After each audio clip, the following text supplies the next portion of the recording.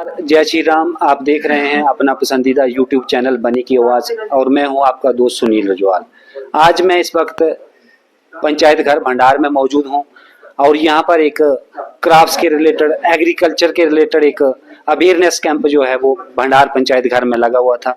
इसी सिलसिले में आज हम बात करने जा रहे हैं एईओ बनी एग्रीकल्चर के ऑफिसर हैं, उनके साथ बात करेंगे। सर, सबसे पहले आपका स्वागत है। थैंक यू जी। तो सर, ये नीच क्राफ्ट्स के बारे में क्या कहना चाहेंगे सर? अक्सर गांव में लोग जो हैं, जो किसान जो हैं, वो उनको अवेयरनेस की बहुत ज़्यादा ज़रूरत है सर, क्या कहना चाहेंगे सर? ये जो हमारा नीच क्रॉप है ना, ये एचएडीपी में प्रोजेक्ट 2 है नीच क्रॉप का।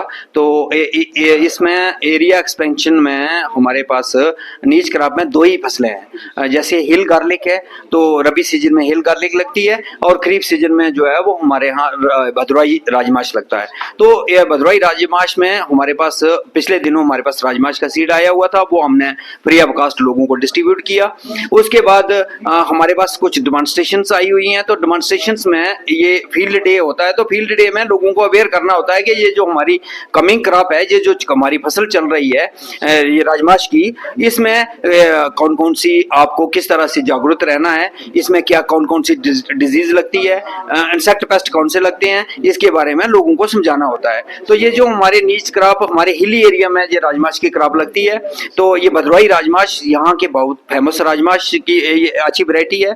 तो इसको लोगों को साथ जो है वो इसके बारे में इसको साझा कर रहे थे, हम इस जानकारी साझा कर रहे थे कि लोगों को किस तरह से अवेयर रहना है कि कौन कौन सी इसमें डिजीज आती है, कौन से इंसेक्ट पेस्ट आती है, उनसे किस तरह से बचाव करना है। तो इसी के रिगार्डिंग ये हमारा कैंप नीच क्रॉप के बारे में लगा हुआ था। तो सर, आगे भी दूसरी जगह आप लगाएंगे सर इस कैंप के बारे में? सर, हमारे व्यूअर्स को सर आप थोड़ा सा सुजेस्ट करें।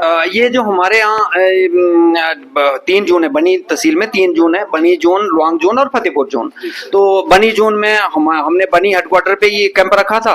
वो तो आज लुआंग जोन में हमने अगले कल कैंप रखा हुआ है। तो आज हमारा ये भंडार के एरिया में कैंप रखा हुआ था, क्योंकि पिछले दिनों हमने एक सिटी में फतेहपुर के एरिया में एक कैंप रखा था। तो जो हमारी जो एक्स सरपंच मैडम जी हैं, इन्होंने रिक्वेस्ट की कि हमारे यहाँ भंडार में भी कैंप होना चाहिए। तो हमने एक अवेयरनेस कैंप अभी नीच क्रॉप पे ये भंडार में रखा था।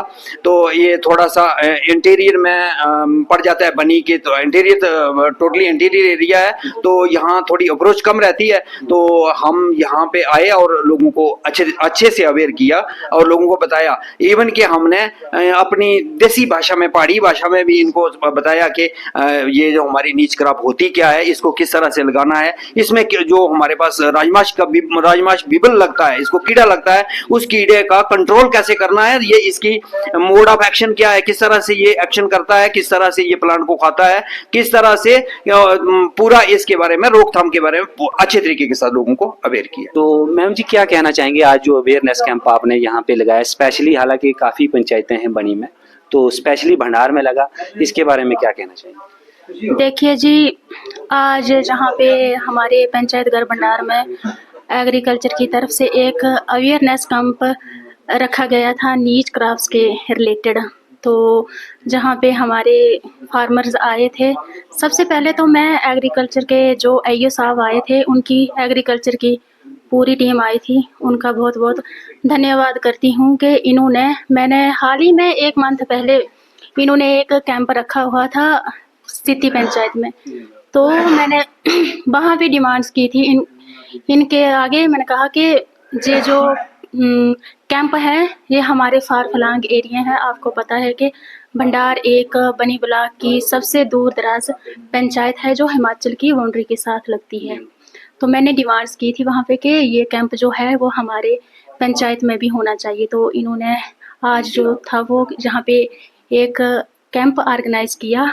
जितने भी इनके साथ एग्रीकल्चर की टीम आई हुई थी, इन्होंने तफसीलन से हमारे लोगों को अवेयर किया है। जितनी भी एग्रीकल्चर की स्कीमें हैं उसके बारे में अवेयरनेस दी है। बहुत अच्छा ये कैंप ऑर्गेनाइज किया इधर। तो मैं स्पेशली इनका अपनी और अपनी पंचायत के ओर से इनका शुक्रिया अदा करती हूँ कि इससे जो हमारे बेचारे पिछड़ा हुआ इलाका है, लोग इतने अवेयर नहीं है, इनके पास बहुत सी अच्छी अच्छी स्कीमें होती है लेकिन हमारे लोगों को पता नहीं है। जी मैम, ये सवाल मैं पूछना चाहता था आपसे, क्योंकि मैक्सिमम गांव में जो है किसान जो है हर एक काम करते हैं, खेती करते हैं, लेकिन अवेयरनेस की उनकी बहुत ज़्यादा कमी होती है।